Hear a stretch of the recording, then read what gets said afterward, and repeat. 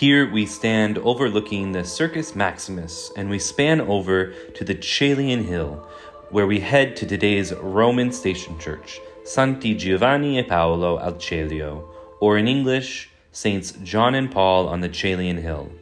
Thanks for joining us today at Crux Stationalis, the Roman Station Church Network.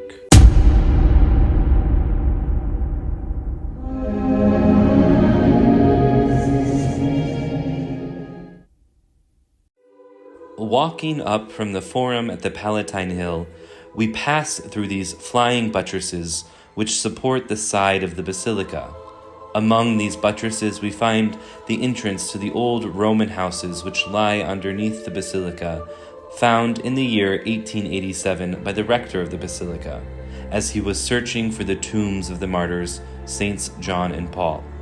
The same John and Paul of whom we hear in the Roman canon in the Holy Mass.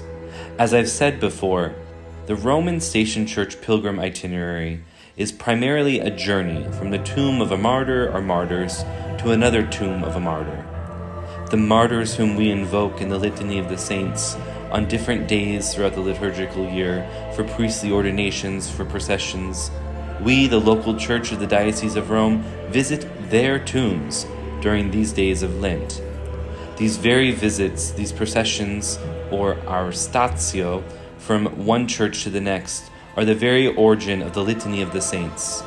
With the Pope, the clergy and religious of Rome, the faithful would have gathered behind a Crux Stationalis, or station cross, and process to a tomb of a martyr, expressing by song, prayer, and deed the interior journey of Lent, a greater conformity to Christ, uniting to his passion as the martyrs themselves did. For greater love no man hath than to lay down his life for his friends.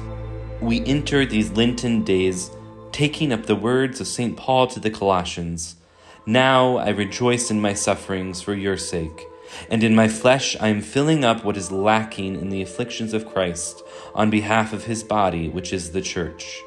How beautiful is this opportunity during Lent to unite our sufferings to Christ in the memory of his passion, that our sufferings, voluntary and involuntary, become redemptive.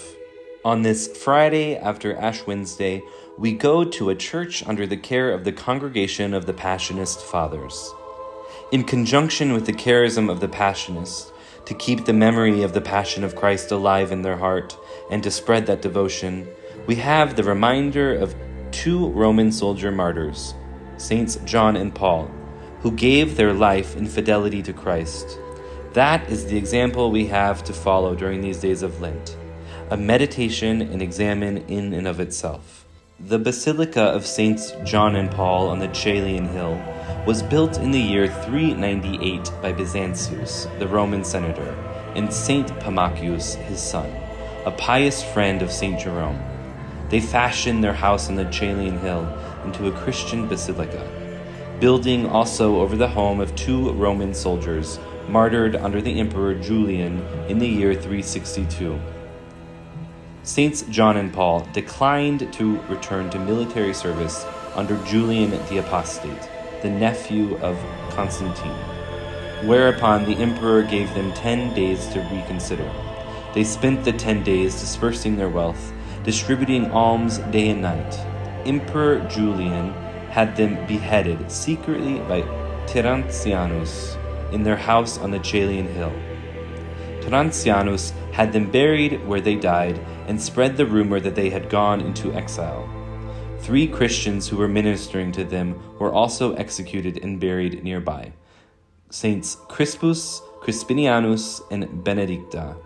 In the sanctuary we find a series of 3 frescos, the martyrdom of St. John, the martyrdom of St. Paul, and the conversion of Terentianus. And here lie the remains of Saints John and Paul underneath the high altar. The sanctuary is crowned with this fresco in the apse of Christ in glory, completed in the year 1588 by Cristoforo Roncalli.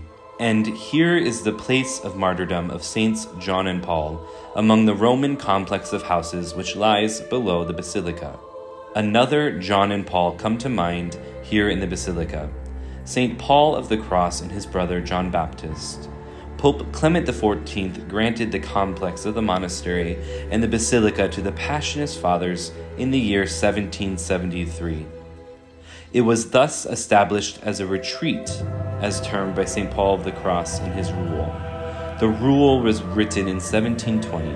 These two brothers, while still young, embraced the life of the Passion of Jesus, keeping the memory of the Passion alive in their hearts.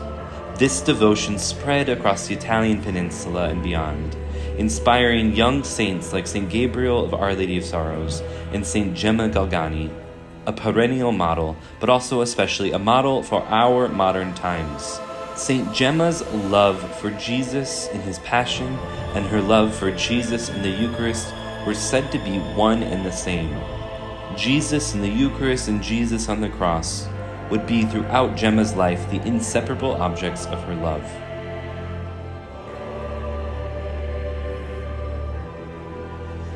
And here we find ourselves at the altar of Our Lady, where the Blessed Sacrament is reposed.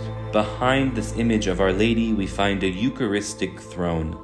The image slides into the wall to the left and allows for the ability to expose the Blessed Sacrament upon a throne. It is written in the annals of history of the Passionists that the faithful would gather on Sunday evenings here, especially for Eucharistic adoration and benediction. The throne that is found behind this image of Our Lady is not unlike this one at Santissima Trinidad dei Pellegrini, being used here for the 40 hours devotion which precedes Lent each year.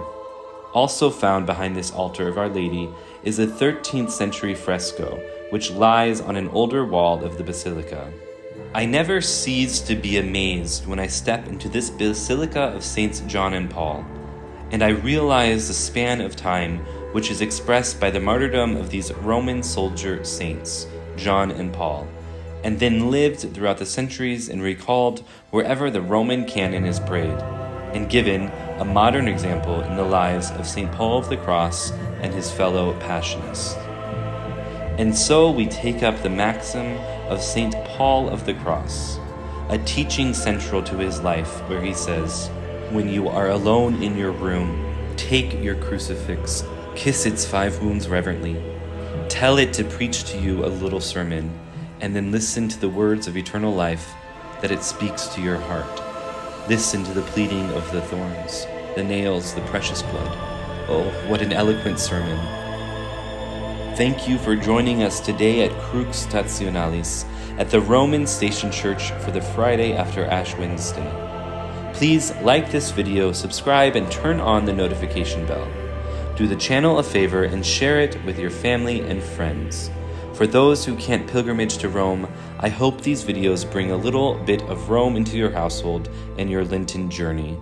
We will see you tomorrow at our next Roman Station Church, Sant'Agostino.